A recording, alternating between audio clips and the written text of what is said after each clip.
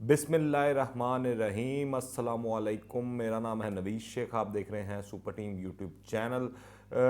इस वक्त जो मुल्क की मामलात हैं और ख़ुसूसन सेनेट इलेक्शन को लेकर तो हालात काफ़ी गर्म दिखाई दे रहे हैं। मामलात बड़े ही इंटरेस्टिंग चल रहे हैं। हुकूमत की भी दौड़ें लगी हुई हैं, पीडीएम की भी दौड़ें लगी हुई हैं और हर कोई अपनी अपनी मार और अपनी अपनी लड़ाई में जुटा हुआ है।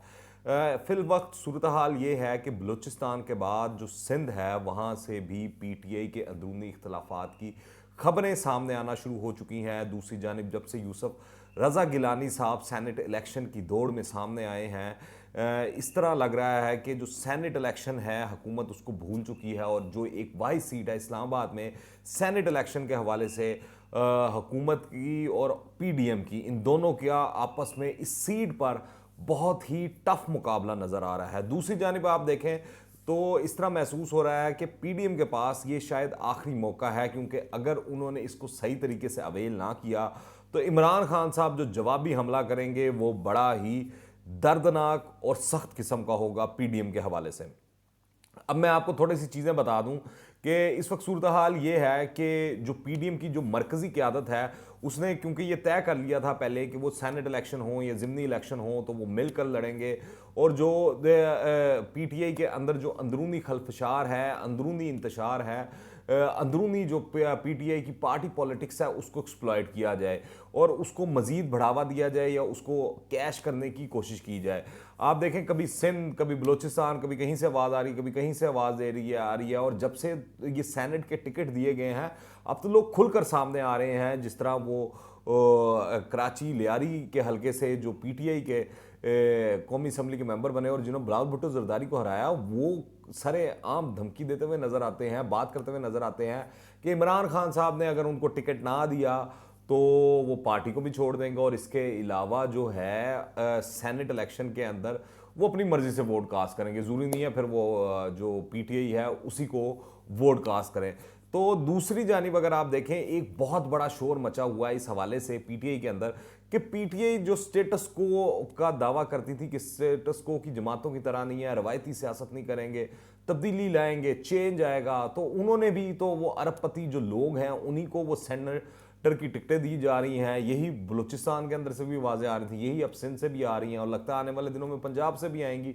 और इसके अलावा हफीज़ शेख साहब के ऊपर तो आमिर लियाकत हुसैन साहब भी खुलकर सामने आ गए। वो कहते हैं पहले उनको पार्टी में तो शामिल कर लें, फिर टिकट दे लीजिएगा, फिर हम वोट भी डाल देंगे। मगर इस तरह हुआ तो उन्होंने भी हरी झंडी एक तरह की दिखा दिया कि वोट नहीं मिलता आमिर लियाकत साहब की जानिब से भी।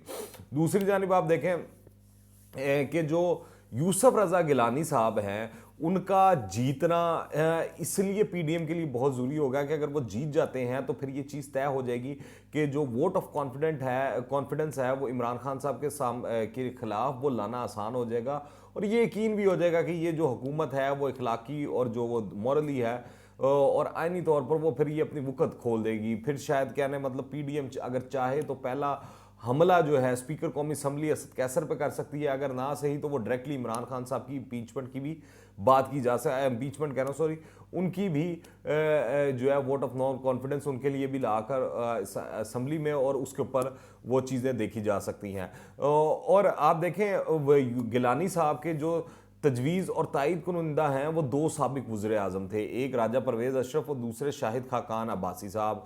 और अब ये भी कहा जा रहा है कि यूसुफ रज़ा गिलानी साहब की जो पोजीशन है वो बड़ी स्ट्रॉन्ग है, वो बड़ी मजबूत खड़े हुए हैं और वो पूरी कैलकुलेशन करके तैयारी करके उसके बाद उनका नाम दिया गया है इलेक्शन के लिए, सेनेट इलेक्शन के लिए, टेक्नोक्रेट की सीट के लिए। और इसके बारे में भी वो पेशन गोई की जा रही है, बातचीत की जा रही है कि अगर यूसुफ रज़ा गिलानी साहब सेनेट का इलेक्शन जीत जाते हैं तो फिर वो चेयरमैन सेनेट के भी उम्मीदवार होंगे पीडीएम के जानिब से। इस वक्त ये नज़र आ रहा है कि पीडीएम ने वफाक में एक सीट नून लीग को देकर और एक सीट पीपल्स पार्टी को देकर आपस में सीट एडजस्टमेंट कर ली है और जो नून लीग है वो फुली सपोर्ट कर रही है यूसुफ रज़ा गिलानी को भी और पीडीएम की दीगर जमातें भी। यहाँ पर दूसरी एक और चीज़ भी इंटरेस्टिंग है कि जो ये सारा मामला चल रहा है कि आप देखें कि जो पीटीआई के जो रहनुमा हैं वो सिंध में से वो ख़त लिख रहे हैं अपने गवर्नर को और बता रहे हैं कि अगर आपने जिन लोगों को टिकटें दे दी हैं ये टिकटें वापस ना ली और इनकी जगह बेहतर लोग ना लाए तो हम बलदियाती इलेक्शन तो दूर की बात, शायद आने वाला जनरल इलेक्शन भी हार जाएं। तो ये मामला चल रहा है। फिर उसके बाद वो जिस तरह मैंने बताया कि वो एक एमपीए हैं जो जिनका नाम है शकूर शाह साहब, वो इस कदर नाराज कि उन्होंने तो धमकी लगा दी। उन्होंने कहा कि वो पार्टी भी छोड़ देंगे और वोट भी अपनी मर्जी से डालेंगे। पीटीआई के उम्मीदवार को वोट डालना जरूरी नहीं अगर उनको टिकट ना मिला। और ये खबरें भी गर्म हैं कि इमरान खान साहब ने आईबी के सरबराह से राब्ता किया है, मुलाकात की है और ये जानने की कोशिश की है, बल्कि जिम्मेदारी लगाई है कि ये पता करवाएं कि इस वक्त पीडीएम क्या प्लानिंग कर रही है और सेनेट इलेक्शन के हवाले से मामला चल क्या रहे हैं। क्योंकि जिस तरह पार्टी के अंदर से रिवोल्ट नजर आया है, उससे हमें यह चीज वाज़ह हो चुकी है कि इमरान खान साहब क्यों चाहते थे कि ओपन बैलेटिंग हो। अगर आमिर लियाकत साहब जैसे और इसी तरह जिनकी मैं बात कर रहा हूँ, ये जो शकूर शाह साहब हैं, अगर ये लोग बातें कर रहे हैं, खुलकर सामने आ चुके हैं, तो जो लोग जब इलेक्शन होंगे तो उस वक्त क्या सूरत हाल होगी, उस वक्त लोग क्या किया करेंगे। दूसरी जानिब अब वो ये सब जुबान ज़द आम है, लोगों को पता लग गया कि इमरान खान साहब ने जो है टिकटों के मामले पर एक इजलास बुला लिया है। उसमें वो मुशावरत भी की गई सीनियर पार्टी रहनुमाओं से, उनसे पूछा भी गया और उम्मीद की जा रही है कि फैसल वाडा साहब से टिकट वापस ले लिया जाएगा और ये किसी और को दिया जाएगा। और दूसरा फैसल अबड़ो साहब का भी जो है उनसे टिकटें वापस लेने का इम्कान है, जबकि खैबर पख्तूनख्वा से नजिया अल्लाह खटक और फैसल सलीम से भी टिकटें वापस ली जा सकती हैं। और ये आइंदा 24 घंटों के अंदर कभी भी ये फैसला सामने आ सकता है, ब्रेकिंग न्यूज़ बन सकती है। पर मैं आपको बताऊं, जो पीडीएम है वो भी कच्ची गोलियां नहीं खेल रही, उन्होंने भी पूरी प्लानिंग की हुई है। इस्लामाबाद के अंदर जो 2 सीटें हैं उनमें एक सीट पर नून लीग का उम्मीदवार होगा, दूसरी पर पीपल्स पार्टी का होगा, जबकि खैबर पख्तूनख्वा की जनरल सीट और टेक्नोक्रेट सीटों पर एडजस्टमेंट के साथ बेहतर कारकर्दगी वाले उम्मीदवारों को भी सामने लाया जाएगा। जबकि पीपल्स पार्टी पंजाब से अपने उम्मीदवारों के कागजात नामजदगी जो है उसको वापस ले लेगी। ये पीडीएम का लायामल है अभी तक। और अपोजिशन की जानिब से तो दावा किया जा रहा है कि जो मामला चल रहे हैं, वफाकी हुकूमत जो है वो अपनी ही जमात के अंदर वो तोड़ पन जो कहते हैं ना उसका शिकार है, उनकी अपनी ही जमात पीटीआई, और वो इख्तलाफात का शिकार है। और जो लोग हैं पीटीआई के जो लीडरान हैं वो अपने ही एमएनए और एमपीए इसको शक की निगाह से देख रहे हैं कि वो चाह रहे हैं कि वो ओपन बैलेटिंग हो। इसके अलावा आप देखें जो टेक्नोक्रेट की सीट है इस्लामाबाद में, उसमें बड़ा ही धुएंधार और कांटेदार मुकाबला होने वाला है। और अगर हफीज़ शेख रह जाते हैं और यूसुफ रज़ा गिलानी साहब जीत जाते हैं, और गालिब इम्कान यही नज़र आ रहा है कि यूसुफ रज़ा गिलानी साहब जो हैं वो ये सीट जीत जाएंगे। और अगर ऐसा हो जाता है तो पीटीआई की जो वो कहते हैं ना last nail in the coffin, वो वाला मामला हो सकता है। पीटीआई को बड़ा ही शदीद किस्म का इससे दंड पड़ेगा। इस वक्त जो अगर आप देखें जो सूरत हाल चल रही है वो ये है कि पीटीआई की अंदरूनी तौर पर मामला ख़राब हैं, अपने इत्तेहादियों के साथ भी मामला ठीक नहीं है। आप देखें एमक्यूएम पाकिस्तान और पीटीआई और जीडीए के इत्तेहाद के बावजूद एमक्यूएम और पीटीआई में टेक्नोक्रेट और खवातीन की नशिस्तों पर डेडलॉक अभी तक बरकरार है। 2 रोज़ कबल दोनों पार्टियों के होने वाले जो मुज़ाकरात थे वो भी बिल्कुल बेनतीजा निकले, उसका कोई जो है वो मामला नहीं नज़र आया। दूसरी जानिब आप देखें जो सेनेट का दर्जा हरारत है ना, अब सियासी दर्जा हरारत जो है सेनेट इलेक्शन को लेकर वो जो है नुक्ता अरूज पर पहुंच चुका है। और ये कहना बेजा नहीं होगा कि हर सू आग उगलता सियासी सूरज सवा नेज़े पर दिखाई देता है। कोई वोट को इज्जत देने की बात करता है तो कोई वोट की हुर्मत के ढोल बजा रहा है। वोटों की खरीदो फरोख्त का शोर भी जुबान ज़द-ए-आम है। हिज़्ब इक़्तिदार हो या हिज़्ब इख्तलाफ, दोनों तरफ से कैसी ऐसी तौजीहात पेश की जा रही हैं, ऐसी ऐसी चीज़ें बनाई जा रही हैं, गढ़ के लाई जा रही हैं कि एक से बढ़कर एक वोट की इज्जत और हुर्मत का ठेकेदार दिखाई दे रहा है।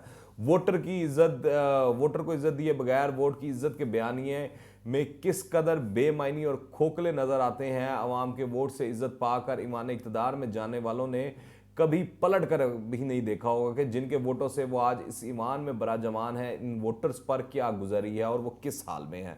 मगर इस वक्त जो सूरत हाल है सेनेट इलेक्शन के हवाले से, इस तरह लगता है कि पीटीआई की जो पोजीशन है वो कोई अच्छी नहीं है, वो कोई तगड़ी नहीं है। पीटीआई लगता है वीक ग्राउंड पर है, क्योंकि पीटीआई को बाहर से इतना नुकसान नहीं है। पीटीआई के जो वो अंदरूनी इख्तलाफात थे जो शुरू से हम सुनते आ रहे हैं और जिसको इमरान खान साहब बड़ा अच्छे तरीके से हैंडल करने की कोशिश करते थे और वो इन्जॉय भी करते थे कि मेरे सामने दो लोग लड़ रहे हैं और आ रहे हैं मेरे पास मशवरा लेने के लिए और वो जो है सुलह करवाने के लिए। अब इसी तरह की एक सुलह इमरान खान साहब ने केपीके के हवाले से करवाई है। एक्सक्यूज मी, जो महमूद खान जो वज़ीर आला हैं केपीके के, उनके और जो वज़ीर हैं केपीके के इमरान खान साहब के, उनके दरमियान। तो अब देखते हैं ये मामला किस तरफ जाते हैं और क्या होता है, क्योंकि जो सेनेट इलेक्शन है इस वक्त पीटीआई के गले की हड्डी बना हुआ है और उसको समझ नहीं आ रही कि वो इलेक्शन किस तरह जीते। और अभी तक तो बलूचिस्तान और सिंध के अंदर से इख्तलाफात की बातें सामने आ रही हैं। आने वाले दिनों में हम सुन रहे हैं कि जनूबी पंजाब से भी बड़ा ही स्ट्रॉन्ग जो पीटीआई को पैगाम दिया जाएगा और बताया जाएगा पीटीआई के अंदर से, पीटीआई के अपने ही एमपीएज और एमएनएस की जानिब से। तो देखते हैं क्या सूरत हाल बनती है और आप क्या राय रखते हैं इस हवाले से नीचे कमेंट्स में लाजमी बताइएगा। और इस हवाले से जितनी भी लेटेस्ट अपडेट्स होंगी वो आपके साथ मैं गाहे बगाहे शेयर करता रहूँगा। अगर आपने अभी तक इस चैनल को सब्सक्राइब नहीं किया तो इस चैनल को सब्सक्राइब कर लें और ये जो घंटी का निशान है इसको लाजमी प्रेस कर लें। दुआ में याद रखिएगा। अंटिल द नेक्स्ट टाइम, अल्लाह हाफिज़।